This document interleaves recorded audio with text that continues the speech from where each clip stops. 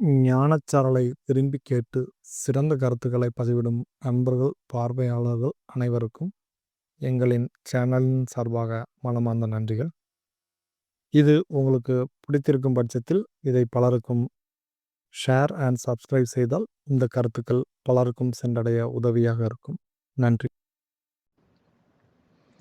வேளம் இளைஞனாகிய எல்லாம் அல்ல ஸ்ரீ கழுகாசலமூர்த்தி பெருமானுடைய திருவருளினால் வெளிவந்து கொண்டிருக்கும் இந்த ஞானச்சாரலில் இறையருளால் பல்வேறு யோக ஞான செய்திகளை உங்களோடு பகிர்ந்து வருகிற இந்த நிலையில் கடந்த பதிவு ஒன்றில் இந்த இறை நிர்வாக ஒழுங்குமுறையில் மனிதர்களுக்கு வருகிற சுகதுக்க காலங்களில், விபத்து போன்ற இடர்பாடான காலங்களில் தெய்வ நிர்வாகிகள் அரூப நிலையில் அவர்களை காப்பாற்றுகிறார்கள்.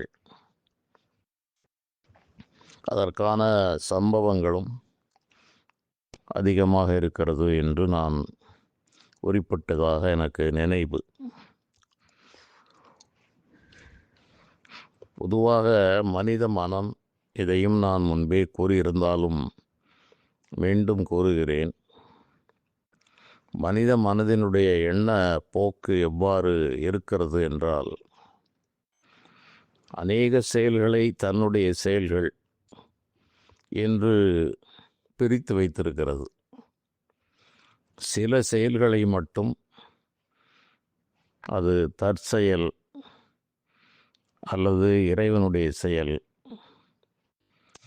ஏதோ யார் செய்த புண்ணியமோ என்று இதற்கெல்லாம் பல வாக்கியங்களை பயன்படுத்துகிறார்கள்.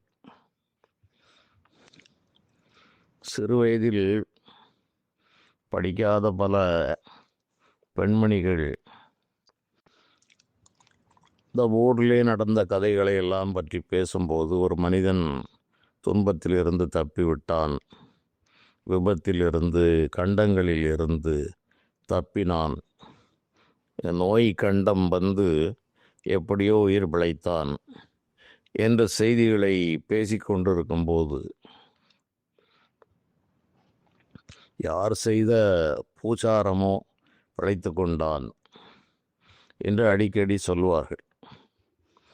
வயதில் அதிகமான பெண்மணிகள் அந்த காலங்களில் இந்த வார்த்தையை அதிகமாக பயன்படுத்துவதை நான் கேட்டு இருக்கிறேன். அப்போது இது என்ன வார்த்தை புதிதாக இருக்கிறது, யார் செய்த பூச்சாரமோ என்றே சொல்வார்கள். பலரும் அதை பயன்படுத்துவது உண்டு. அது பிற்காலத்தில் அதை பற்றி சிந்திக்கும்போது, யார் செய்த பூஜா பலனோ என்கிற வார்த்தை மருவி கிராமங்களில் இப்படி பயன்படுத்தப்பட்டது என்பது எனக்கு தெரிந்தது. இதுபோல் இப்படி சில விஷயங்கள் யாருக்கோ சொந்தமானது என்றும், அநேக விஷயங்கள் தன்னாலேயே நடந்து விடுகிறது, அல்லது தன்னுடைய திறமையாலோ பக்கத்து மனிதராலோ கண்ணுக்கு தெரிகிறவாறு நடக்கிற அந்த செயல்களுக்கு அவை பொறுப்பு என்ற ஒரு மன எண்ண ஓட்டத்தில் பலவற்றை வைத்திருக்கிறது இந்த மனித மனம். உண்மையில் நடக்கிறது என்ன என்றால், இந்த மானிட உடல் தனக்கு உருவாகி நமக்கு ஒரு உடல் இருக்கிறது, நாம் இன்னார் என்று அடையாளம் தெரிந்து தன்னை பற்றி எதுவுமே தெரியாது என்பதுதான் உண்மை. தன்னை அறியாமல் தானே கெடுகிறான், தன்னை அறியும் அறிவை அறிந்தபின் தன்னையே அர்ச்சிக்க தானிருந்தானே என்று திருமூலர் பெருமான் கூறுகிறார். தன்னை அறிய தனக்கு ஒரு கேடில்லை, தன்னை அறியாமல் தானே கெடுகிறான். தன்னை அறியும் அறிவை அறிந்தபின் தன்னையே அர்ச்சிக்கத்தான் இருந்தானே. தன்னையே அறியாதவர்கள்தான் மனித வர்க்கங்கள், ஜீவகோடிகள் என்பது ஞானிகளுடைய பார்வையில் தெரிந்து அவர்கள் நமக்கு கூறியது. ஆனால் மனிதர்கள் தங்களை பற்றி அறிதல் என்றால் தங்களுடைய தேகத்தை பற்றி அறிதல். நம்முடைய உடம்பு, நம்முடைய தாய் தந்தை, நம்முடைய மொழி, தெரு, இனம் என்று தன்னை பற்றி, அந்த தேகத்தை பற்றி, தேகம் தொடர்பாகிய உறவுகள், இந்த அறிவே நரைக்கப்பட்டு மனிதன் பிறந்திருக்கிறான் என்ற உண்மை மனித மனதிற்கு சாமானியமாக எட்டுவதுமில்லை. அது மனதிலே நிலை கொள்வதும் இல்லை. அது இறைவனுடைய மறைப்பு சக்திக்கு கண்முன்னால் இருக்கிற உதாரணம். கருவில் இருந்தது மறைக்கப்பட்டு விட்டது.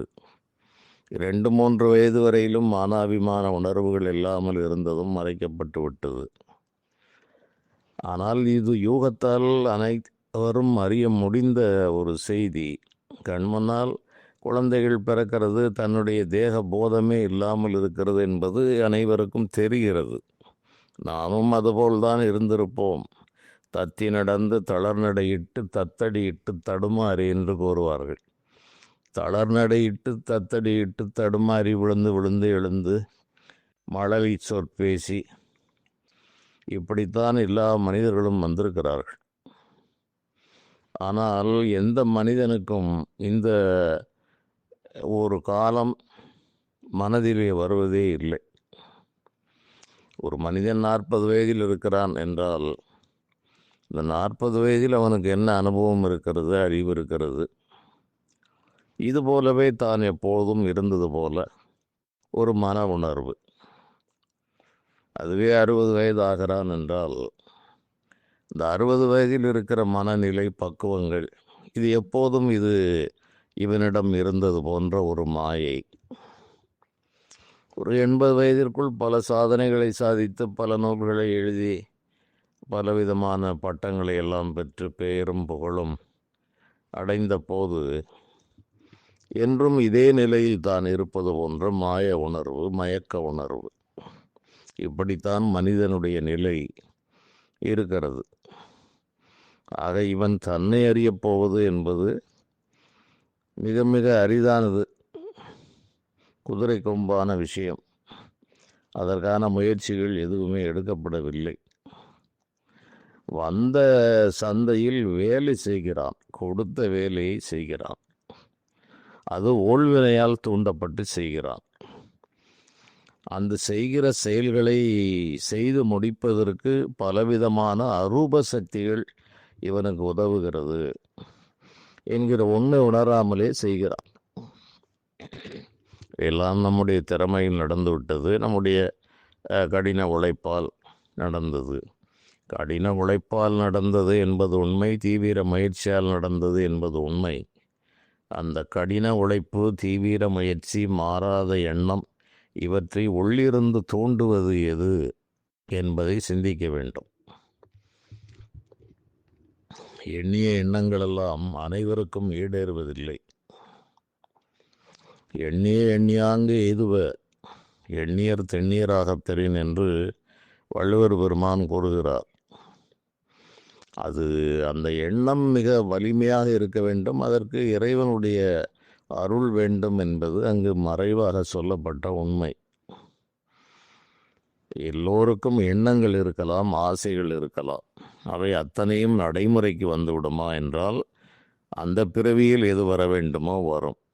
மற்றவை நிச்சயமாக வேறு பிறவியில் வந்துவிடும். இதையும் நான் கூறியிருக்கிறேன்.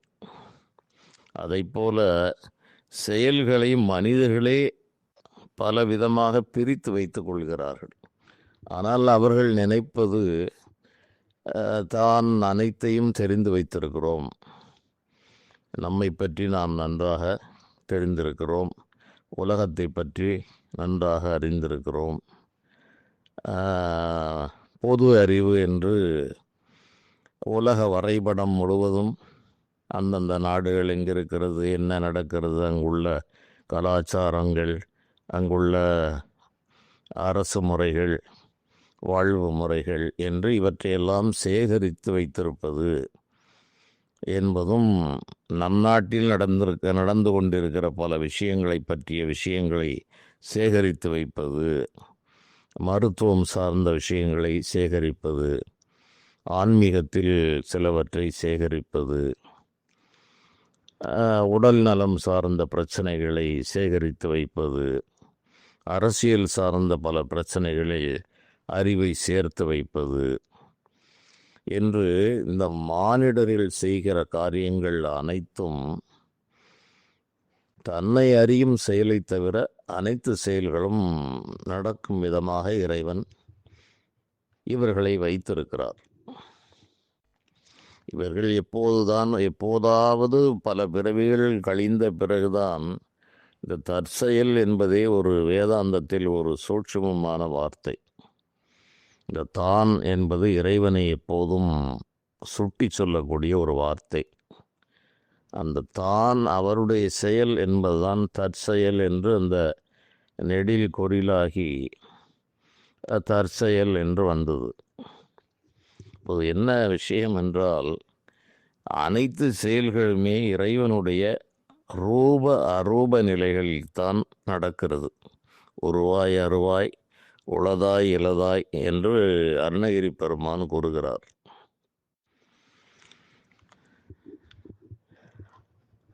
கருவாய் கருவாய் விதியாய் குருவாய் வருவாய் அருள்வாய் குகனே என்று அந்த பாடல் செல்கிறது. மறுவாய் மலராய் மணியாய் ஒளியாய் என்று அனைத்துமாக இருப்பவர் அந்த இறைவன் என்ற அடிப்படையில் அருணகிரி பெருமான் அதை கூறுகிறார். அவ்வாறு உருவாகவும் அருவாகவும் இருந்து அனைத்து நிர்வாகங்களையும் செய்பவர் அந்த இறைவன். கண்ணுக்கு தெரிய நடக்கிறது, கண்ணுக்கு தெரியாமல் நடக்கிறது என்று இதை முதலில் நன்றாக தெரிந்து கொள்ள வேண்டும். இது தெரியாததனால் அநேக மனங்களை நீங்களே ஆய்வு செய்து பாருங்கள். நம்மை நாமே ஆய்வு செய்து பார்த்தால் நாம் எவ்வாறு ஏமாற்றப்பட்டு கொண்டிருக்கிறோம் அல்லது ஏமாந்து கொண்டிருக்கிறோம் என்பது நமக்கே தெரியும்.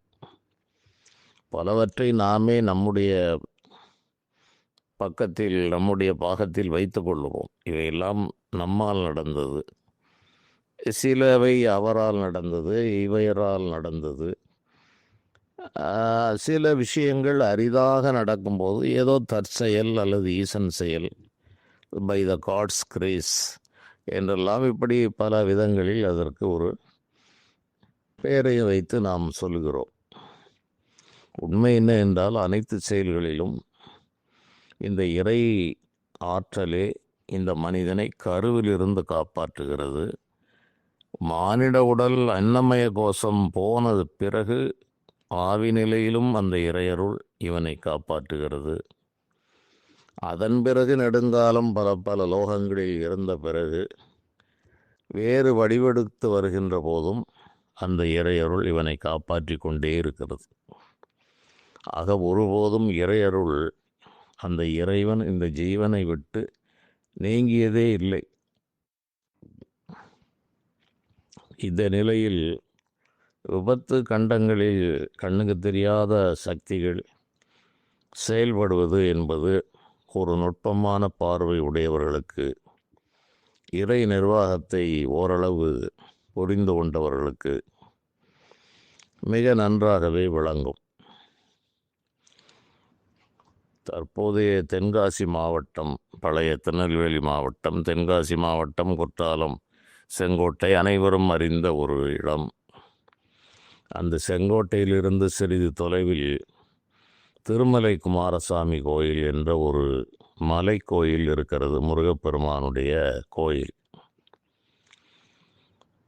அது காலத்தால் மிக தொன்மையான ஒரு மலை, கல்மலை. சுற்றிலும் அந்த கேரளத்தின் எல்லையை ஒட்டி அமைந்திருப்பதால் அற்புதமான இயற்கை காட்சி ஒரு 600-700 படிக்கட்டுகளை தாண்டி தற்போது செல்ல வேண்டும்.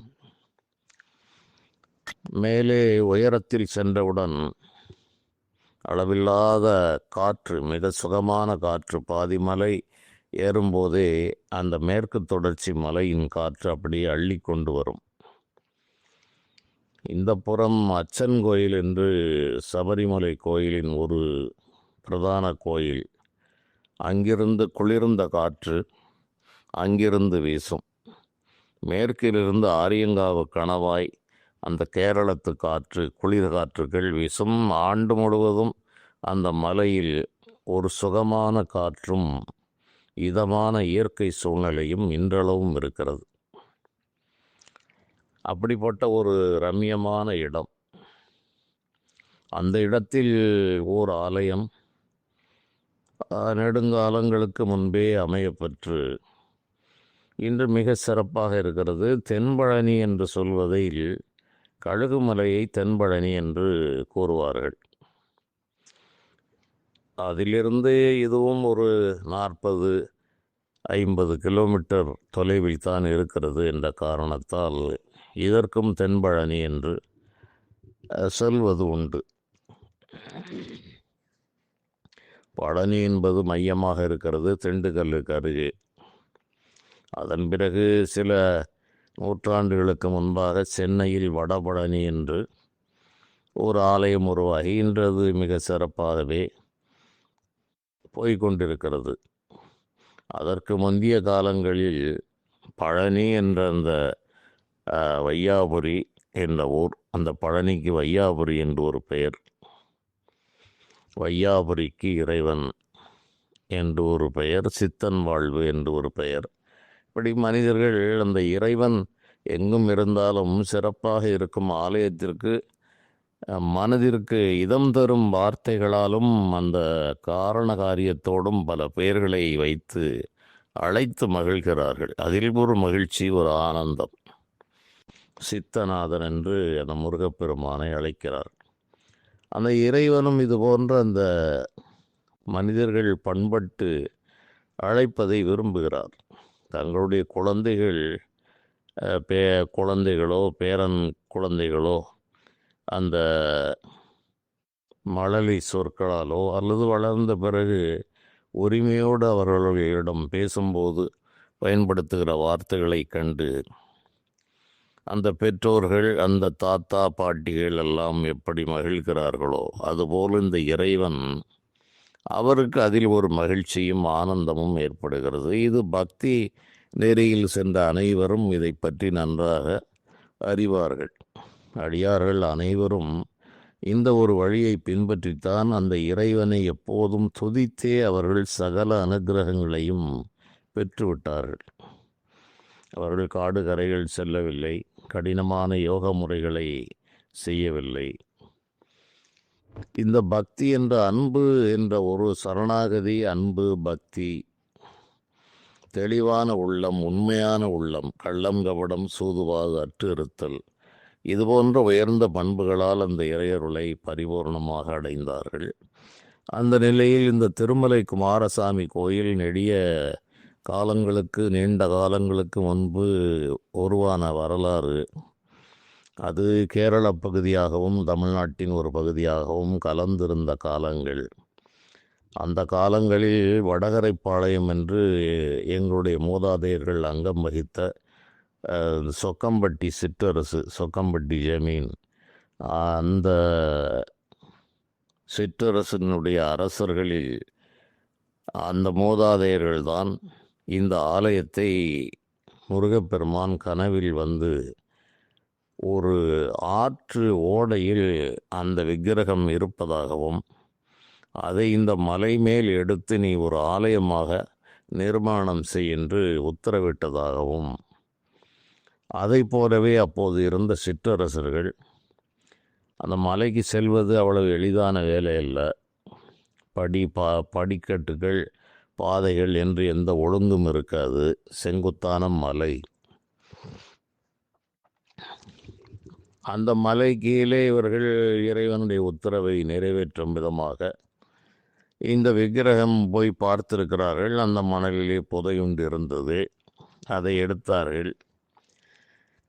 எடுத்து சிரமப்பட்டு மேலே வைத்து விட்டால் மேலே சகல வசதிகளையும் உருவாக்க வேண்டும், ஆலயம் அமைக்க வேண்டும், இப்படி பல வேலைகள் இருக்கிறது. இப்படி ஒவ்வொரு மன்னர்களும் அவர்கள் தங்களுடைய காலங்களில் அந்த திருப்பணியை சிறிது சிறிதாக நிறைவேற்றி வந்தார்கள். அவ்வாறு அதற்கு அவர்களுக்கும் பொருள் தட்டுப்பாடுகள் எல்லாம் இருந்திருக்கிறது. மக்களிடம் அதிகமாக வாங்க முடியாது. ஆகவே தங்களிடம் இருந்த பொருள், பொன்னும் பொருளையும் கொடுத்து கொடுத்து தான் அவர்கள் வேலை வாங்கியிருக்கிறார்கள். மனிதர்களும் இறைவனுக்கு செய்கிற தொண்டு என்றுதான் பல ஆலயங்கள் கட்டப்பட்டது. அவர்கள் காசுக்காக அந்த வேலையை செய்யவில்லை. இறைவனுடைய கைங்கரியத்தில் தாங்களும் ஈடுபட்டோம் என்ற ஒரு மனநிறைவுக்காக இந்த வேலைகளை செய்தார்கள். இருந்தாலும் உணவுக்காக அந்த சம்பிரதாயமாக அந்த கூலியை வாங்கித்தான் அவர்களும் ஜீவிக்க வேண்டும். இப்படி அதில் ஒரு ஆத்மார்த்தமான இணைப்போடு அந்த ஆலய திருப்பணிகள் நடந்து வந்த காலையில் ஒரு சமயம் கடுமையான பொருள் தட்டுப்பாடு அந்த வடகரை பாளையத்தை ஆண்டு வந்த பல சிற்றரசர்களில் மாப்பிள்ளை பெரியசாமி தேவன் என்பவர் சில காலம் அவர் ஆட்சி செய்தார். ஆட்சி செய்து ஒரு குறுகிய காலத்தில் அவருடைய ஆயுள் முடிந்தது. அதனால் அவருடைய மனைவி அவருடைய பூவாத்தாள் என்று அந்த அரசியினுடைய பெயர்.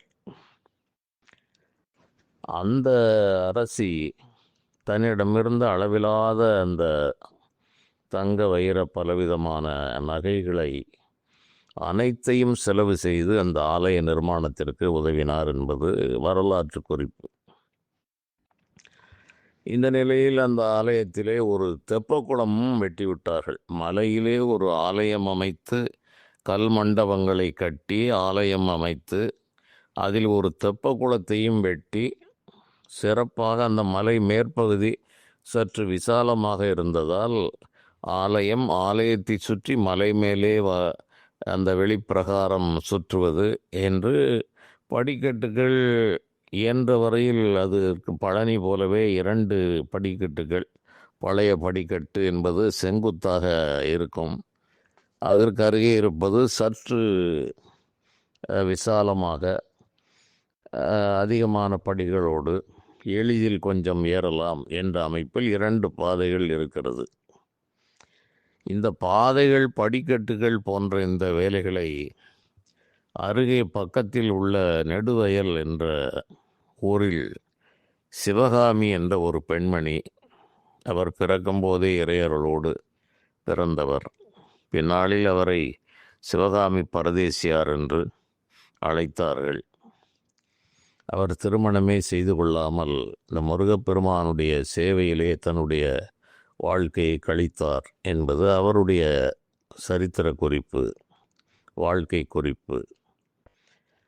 அவர் தன்னுடைய பெருமுயற்சியால் இந்த படிக்கட்டுகளை சீரமைத்து படிக்கட்டுகளை வெட்டுவதற்கு தன்னுடைய வாழ்நாள் முழுவதையும் அவர் செலவழித்தார் என்பது அதன் பிறகு உள்ள செய்தி. இப்படி பல ஒரு அருளாற்றல் பெற்றவர்களால் உருவாகி இன்று தற்போது அது ஒரு அருகே உள்ள அந்த ஆலய திருப்பணி செய்வதில் ஆர்வமுடைய ஒரு அன்பர், அவர் அதற்கு ஒரு சிறிய ராஜகோபுரத்தையும் ஏற்பாடு செய்துவிட்டார். அந்த கீழே இருந்து படிக்கட்டுகளில் ஏறி செல்ல வேண்டும் என்ற அவசியமில்லாமல் கீழே இருந்து மலைக்கு சாலையை அமைத்து விட்டார்கள். அவருடைய திருப்பணி தலைவராக இருந்து அந்த செயல்களை எல்லாம் அவர் செய்து இன்றளவும் செய்து கொண்டிருக்கிறார். தங்கத்தேர் என்று அந்த திருமலை கோயில் மேல் அவருக்கு ஒரு பற்று, பூர்வ ஜென்ம விட்ட குறை, தொட்ட குறை. அநேக திருப்பணிகளில் தன்னை ஈடுபடுத்தி அவர் செய்து வருகிறார். இந்த வட்டார மக்களுக்கு நன்கு அறிமுகமானவர். அவர் இந்த சாலை ஒப்பந்த வேலைகளை செய்கிறவர். அந்த அளவு தற்போது ஒரு ஆட்டோவில் கூட செல்லலாம், இருசக்கர வாகனத்தில் செல்லலாம், சொந்த வாகனங்களில் செல்லலாம். அந்த கோயிலில் இருந்து சில வாகனங்கள் இருப்பதாக சொல்லப்படுகிறது. அதன் மூலமாக ஏறுகிற சிரமம் இல்லை, மேலே கோயில் வரை சென்று விடலாம், தரிசித்து வரலாம். இது இன்று வளர்ந்த நிலையில் இருக்கிற இந்த ஆலயம், இதனுடைய தொன்மையான வரலாறு, இந்த வட்டார மக்கள் பஸ் வசதி எல்லாம் இல்லை. என்னுடைய தந்தையினுடைய காலத்தில் எடுத்துக்கொண்டாலும் பல மைல் தொலைவு நடந்து தான் இந்த கோயிலுக்கு செல்வார்கள்.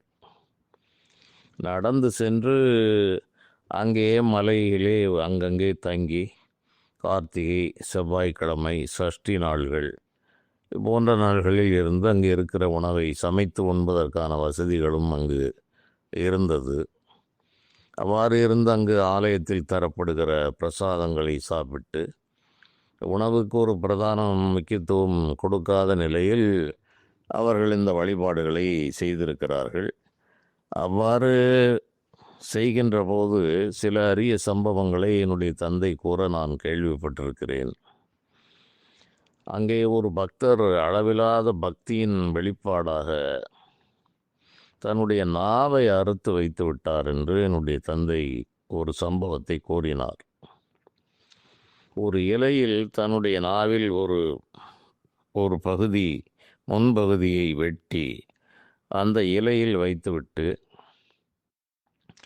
அந்த ரத்தம் வந்து கொண்டு தான் இருக்கும். இப்போது நாக்கிலே அளவுக்கு குத்துகிறார்கள், பெரிய ரத்தங்கள் எல்லாம் வருவதில்லை. அதுபோல் வெட்டி வைத்துவிட்டு தண்ணீரால் ஒரு பாத்திரத்தில் தண்ணீரை வைத்து முருகப்பெருமானை நினைத்து அங்கே ஒருவர் அந்த நாவிலே அறுத்து வைக்கப்பட்ட நாவிலே ஊற்றிக்கொண்டே இருப்பார். அந்த நாவு கரைந்து கொண்டே வரும். இதற்கு பல நாழிகைகள் ஆகும். அங்கு நாவு கரைய கரைய இவருடைய வெட்டுப்பட்ட நாவு வளர்ந்து கொண்டே வரும். அங்கு முற்றிலும் அந்த நாவு, அறுவட்ட நாவு கரைந்தவுடன் இவருடைய நாக்கு பழைய நிலைக்கு வந்துவிட்டது. இது நடந்த சம்பவம். இது ஒருவரல்ல, பலராலும் இது அவ்வப்பொழுது செய்யப்பட்டிருந்த ஒரு வழிபாட்டு முறை. அந்த அளவு இறைவன் இவர்களுடைய நம்பிக்கைக்கு முக்கியத்துவம் கொடுத்திருக்கிறார். இப்படியெல்லாம் தெய்வங்கள் விளையாடிய காரணத்தால் அந்த நம்பிக்கைகள் வலுப்பெற்றது.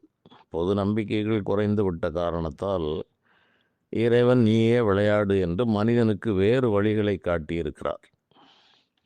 எந்த விளையாட்டானாலும் அதன் பின்னணியில் இறைவன் தான் இருப்பார். ஆகவே இவ்வாறு நடந்த இந்த சூழ்நிலையில் ஒரு சுமார் 300 ஆண்டுகளுக்கு முன்பாக இதே நெல்லை மாவட்டத்தில் அவதாரம் செய்தவர், அவரை பற்றி நான் முன்பே கூறியிருக்கிறேன். அருணகிரிநாதருடைய மறு அவதாரம் என்று அவரை சொல்வார்கள். அவருடைய இயற்பெயர் தண்டபாணி என்று சொல்லப்படுகிறது. தண்டபாணி சுவாமிகள் என்று பின்னால் அழைக்கப்பட்டார். அவர் கவிதை பாடுவதில் அருணகிரிக்கு நிகராகவும், அருணகிரிநாதரை விட எண்ணிக்கையில் கணக்கில்லாத பாடல்களை, லட்சக்கணக்கான பாடல்களை பாடினார் என்றெல்லாம் அவருடைய வாழ்வு குறிப்பு கூறுகிறது. ஆனால் ஓலைகளில் எழுதி எழுதி அவர் ஒரு முன்கோபக்காரராக இருந்த காரணத்தால் பலவற்றை முருகன் வரவில்லை என்றால் கிழித்து எறிந்து விடுவார் என்பது அவருடைய வாழ்க்கை சொல்லப்படுகிற, அவர் வாழ்விலே சொல்லப்படுகிற செய்தி. அதுபோக எஞ்சிய பாடல்கள் பல ஆயிரம் பாடல்கள் இருக்கிறது. கோவை கௌமார மடம் என்ற மடத்தில் அவற்றையெல்லாம் பாதுகாத்து வைத்திருக்கிறார்கள். அவ்வப்பொழுது அதை பதிப்பித்து வெளியிடுகிறார்கள் என்றெல்லாம் சொல்வார்கள். அவருடைய காலத்தில் ஒவ்வொரு முருகப்பெருமானுடைய ஸ்தலங்களுக்கும் அவர் தமிழ்நாடு முழுவதும் நடந்தே சென்று வழிபாடு செய்திருக்கிறார். இதை நான் முன்பே கூறியிருக்கலாம் பல ஆண்டுகளுக்கு முன்பாக. அவ்வாறு செய்யும்போது இந்த திருமலை குமாரசாமி கோயிலுக்கு வந்தார். வந்து அங்கு தங்கியிருந்து முருகப்பெருமானிடம் அவர் எங்கு போனாலும் இப்படி ஏதேனும் ஒரு நிபந்தனையோடு தான் முருகனை வணங்குவது அவருடைய வழக்கமாக இருந்தது. ஒரு 3 நாள்கள் அன்ன ஆகாரம் இல்லாமல் இருப்பேன், நீ தரிசனம் கொடுத்து எனக்கு நேரடியாக வந்து சில விஷயத்தை சொல்ல வேண்டும். நேரில் வரவில்லை என்றால் நான் இந்த மலையிலிருந்து அப்படியே உருண்டு விடுவேன் என்று சங்கல்பம் செய்து கொண்டு அந்த மலையில் 3 நாட்கள் அன்ன ஆகாரம் இல்லாமல் இருந்தார். 3 நாள்கள் முடிந்தது. முருகப்பெருமானோ இவ்வாறு விளையாடுவதில் தலை சிறந்த ஒரு வினோத தன்மை உடையவர். சிவபெருமானுடைய அனுக்கிரக நிலை என்பது ஒரு விதமாக இருந்தாலும் சிவகுமரனுடைய அந்த செயல் அதிலே பல வினோதங்கள் அடங்கியிருக்கும். மனிதர்களை அப்படி விட்டு பிடிப்பது என்பது அவர் முருகப்பெருமானுடைய அழகிலா விளையாட்டில் அது ஒன்று. அதை அனைவரும் பலரும் அறிந்திருக்கலாம், உணர்ந்திருக்கலாம். நம்பிக்கையற்ற நிலை வரைக்கு கொண்டு போய்விட்டு இறுதியில் நான் இருக்கிறேன் என்று நிரூபிப்பது முருகப்பெருமானுடைய வழக்கம். அம்பாள் கேட்டவுடன், தாய் பசித்த குழந்தை அழுகுரல் கேட்டவுடன் ஓடி வந்து உதவுவது தாயினுடைய இயல்பு. அதுபோல் அம்பாள் வழிபாடுகளிலே அம்பாளை வணங்குவது என்பது உடனடியாக சித்தியாகும். அம்பாள் வந்து மனிதர்களை தவிக்க விடுவதில்லை. சிவபெருமானும் அவர் ஒரு புகழ் விரும்பி என்று கூறுவார்கள். நச்சினார்க்கு இனியன் என்றே அவருக்கு ஒரு பெயர் உண்டு.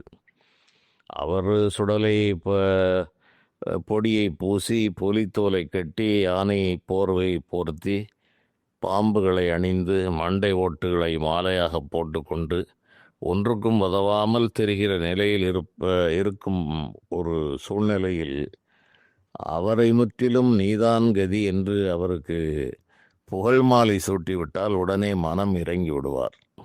இதெல்லாம் இறைவன் சகுன நிலையில் அவர்களுடைய அந்த இறைவனுடைய குணாதிசயங்கள் இவ்வாறு ஞானிகளால் பிரித்து பார்க்கப்படுகிறது.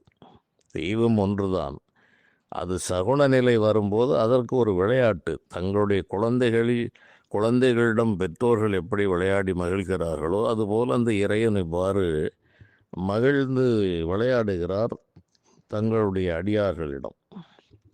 அப்படி சிவபெருமான் யார் எதை கேட்டாலும் அவருக்கு புகழ்ந்து சொல்லிவிட்டால் போதும், அவர் வரங்களை கொடுப்பார்.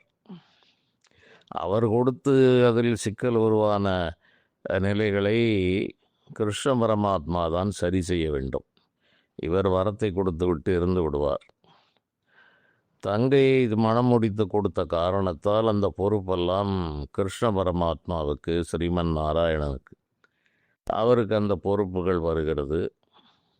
இவர் செய்த பிழைகளை அவர் நிவர்த்தி செய்வார். இப்படி நமக்கு ஒரு வரலாறு புராண கதைகள் கூறுகிறது. ஆனால் இந்த கிருஷ்ண பரமாத்மாவும் மிகவும் ஒரு தந்திரசாலியான ஒரு தெய்வம். அவர் எளிதில் சிக்க மாட்டார். அவருடைய மருமகன் என்று சிலாகித்து கூறப்படுகிற முருகப்பெருமானிடமும் அந்த கிருஷ்ண பரமாத்மாவினுடைய பாதி குணங்கள் இவரிடமும் இருக்கும். அதை வழிபட்டு ஆழ்ந்து சென்றவர்கள் அறிவார்கள்.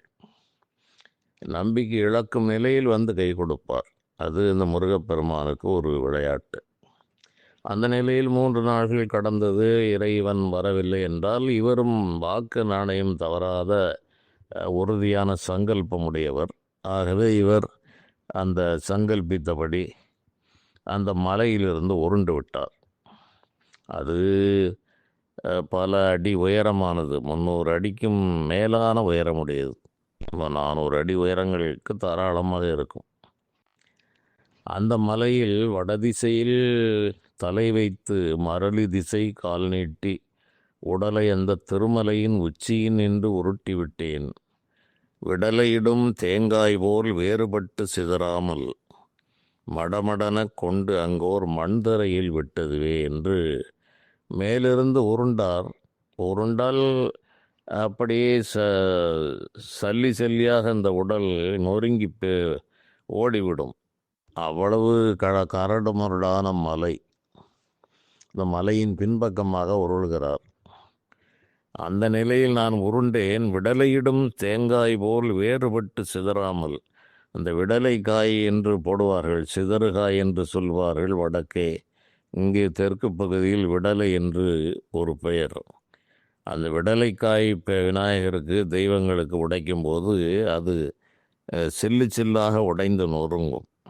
அதுபோல் வேறுபட்டு சிதறாமல் மடமடன கொண்டு அங்கு ஓர் மண் திரையில் விட்டதுவே. ஏதோ ஒரு ஆற்றல் இவரை அப்படியே அந்த 300-400 அடி உயர மலையிலிருந்து உருளும்போது பிடித்து தாங்கி அப்படியே எந்த அடியும் படாமல் ஒரு மண் தரையில் கொண்டு போய் விட்டது என்று அவருடைய அகச்சான்று பாடல்கள் இருக்கிறது. இன்றும் அந்த பாடல்கள் அங்கே எழுதப்பட்டிருக்கிறது.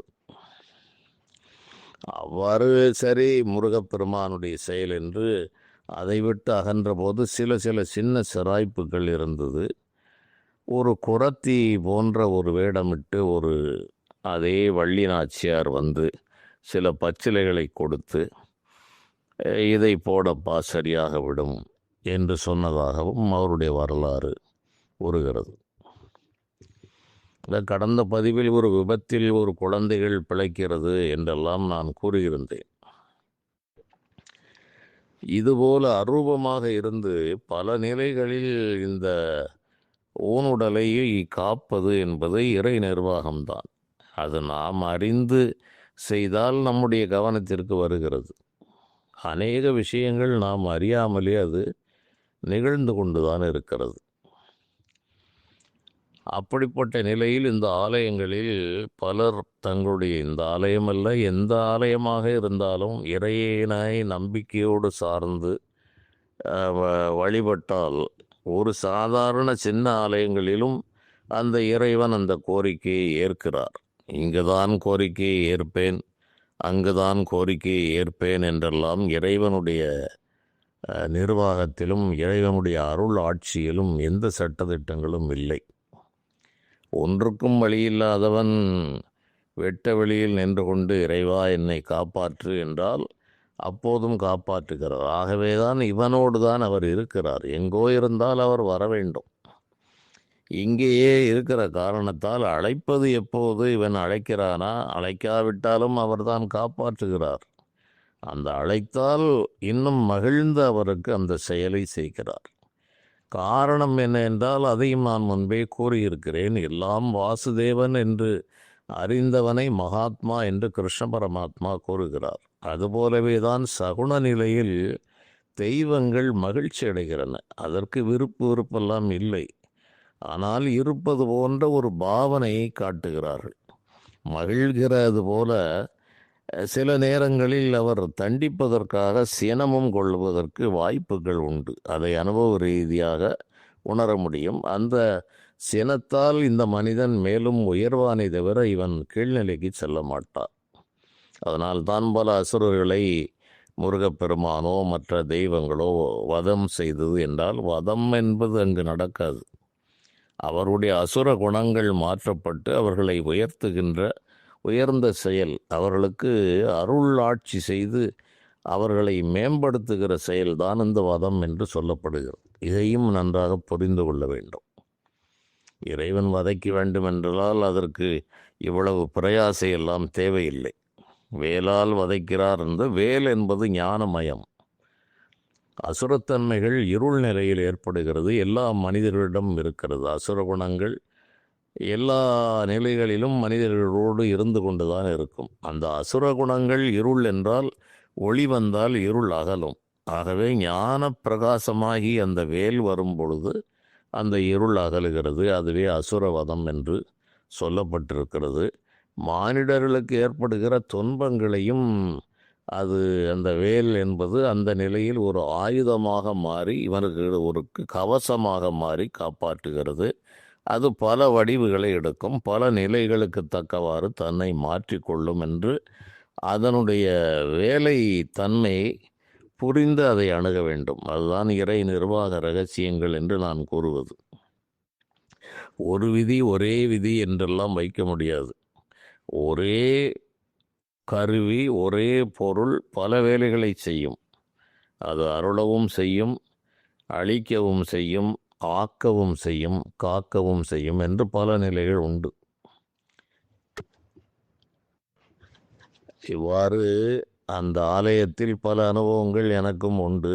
நான் காலங்களுக்கு முன்பு மாதம் ஒரு முறை அந்த படிகளை எல்லாம் நடந்தே ஒரு 600 படிகள் நடந்து சென்று அந்த முருகப்பெருமானை வணங்குவது என்று வைத்திருந்தேன். ஒரு நிலையில் அது அந்த நிகழ்ச்சியையும் நான் முன்பே கூறியிருக்கிறேன். ஒரு முறை மத்தியான வேளை வெயில் நேரம், அதை கேட்காதவர்கள் மீண்டும் தெரிந்து கொள்ள வேண்டும் என்று கூறுகிறேன். ஒரு 3:30 மணி சரியான வெயில். அப்போது ஆட்கள் எல்லாம் இல்லை. நான் அதை முடித்துவிட்டு வேறு ஊருக்கு செல்ல வேண்டும். ஆகவே நேரத்தை காலத்தை பற்றி நான் கவலைப்படவில்லை. கோயில் திறந்திருக்க வேண்டும் என்று நான் எங்கும் நினைப்பதும் இல்லை. இறைவன் நம்மோடு இருக்கிறார். முருகா வா என்றால் வருவார் என்பது என்னுடைய நம்பிக்கை. அதை கோயில் திறந்திருந்தால்தான் வருவார் என்பதெல்லாம் ஒரு காலத்தில் இருந்தது. அதன் பிறகு அந்த நிலைகளை எல்லாம் விட்டுவிட்டேன். இறைவனோ சர்வ வியாபி. அவர்களுக்கு கோயில் நடை சாத்துவது திறப்பது என்பதெல்லாம் சாமானிய நிலை. வா என்றால் வந்து எங்கே நினைப்பினும் அங்கே என் முன் வந்து எதிர் நிற்பனே என்று அருணகிரி பெருமான் அதனால் தான் கூறினார். எங்கே நினைத்தாலும் அங்கே வந்து நிற்பார் என்பது இறைவன் அந்த அடியார்களுக்கு கொடுக்கிற முக்கியத்துவம். இவனுடைய நம்பிக்கையை பொறுத்து அது செயல்படுகிறது. அதனால் நான் சென்று கொண்டிருந்தேன். சென்று கொண்டிருக்கும்போது எனக்கு உடல் பிணி என்பது அதுவரையிலும் எந்த ஒரு நோய் என்பது எந்த ஒரு அடையாளங்களும் இல்லை, எந்த துன்பங்களும் இல்லை. நடுத்தர வயது. ஆண்டுகள் ஒரு 37 வருடங்களுக்கு 38 வருடங்களுக்கு முன்பாக நடந்தது. அப்போது நான் சென்று கொண்டிருக்கும்போது திடீரென்று பக்கவாட்டில் பார்த்தால் மனிதர்கள் எவருமே இல்லை. எனக்கு பின்பாக இடதுபுறம் ஒரு மனிதர், ஒரு வெள்ளை வேட்டி வெள்ளை சட்டை. அவரும் ஒரு நடுத்தர வயது, என் வயதிலிருந்து ஒரு 10 ஆண்டுகள் கூட இருக்கலாம். அவர் வந்து கொண்டே இருந்தவர் என்னை ஒட்டியே நடந்து வர ஆரம்பித்தார். நான் வலதுபுறமாக ஒதுங்கி அதற்கப்பால் மலை, அந்த மலைக்கு அந்த கைப்பிடிச்சவரை ஒட்டி நான் செல்ல செல்ல அவர் என்னை ஒட்டியே வருகிறார். என்னடா அந்த மனிதன் நம்மை ஒட்டியே வருகிறான் என்று நான் யோசித்து கொண்டு, நான் எவ்வளவு ஒதுங்கினாலும் அவர் அங்கே இடதுபுறம் இருந்தவர் மெல்ல மெல்ல என் அருகே அடுத்தே வர ஆரம்பித்தார். வந்து அப்படியே என்னை ஒட்டியே சில படிகள் நடந்தார். இது என்ன இந்த ஆள் இவ்வாறு வருகிறார், மண்ணும் இன்னும் தெரியாத நபர். என்னை பொறுத்தளவில் அங்கு களவு என்று எந்த ஒரு இதுவும் இல்லை. அது என்னிடம் பெரிய அளவில் அது எதுவும் இல்லை. அவ்வாறு இருந்தாலும் எதுவும் நடக்கப் போவதில்லை, அந்த ஒரு சிந்தனை இல்லை. ஏன் இந்த ஆள் இவ்வாறு எதற்காக இப்படி நெருங்கி வருகிறார் என்று எனக்கு ஒரு ஐயப்பாடு இருந்தது. உடனே அவரே பேச்சை ஆரம்பித்தார். சம்பந்தமில்லாமல் ஏன் உங்களுக்கு மூச்சு வாங்குகிறது என்றார். இது என்னடா இந்த ஆள் யாரென்றே தெரியவில்லை. நாம் நடந்து செல்கிறோம், மத்தியான வெயில், படியில் செங்குத்தாக நடந்தால் யாருக்கும் மூச்சு வாங்குவது இயல்பு.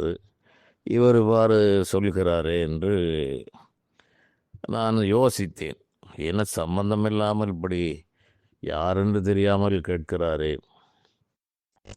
மீண்டும் கேட்டார், ஐயா உங்களுக்கு ஏன் இப்படி மூச்சு வாங்குகிறது, உங்களுடைய வயது என்ன, அது தெரிந்து உங்களுக்கு என்னையா ஆகப் போகிறது, மூச்சு மலை மேல் ஏறுகிறேன், மத்தியான வெயில், ஏறும்போது மூச்சு யாருக்குத்தான் வாங்காது, அதனால் மூச்சு இல்லை உங்களுடைய வயதுக்கும் சூழ்நிலைக்கும் இவ்வாறு வாங்குவது என்பது அது தவறு.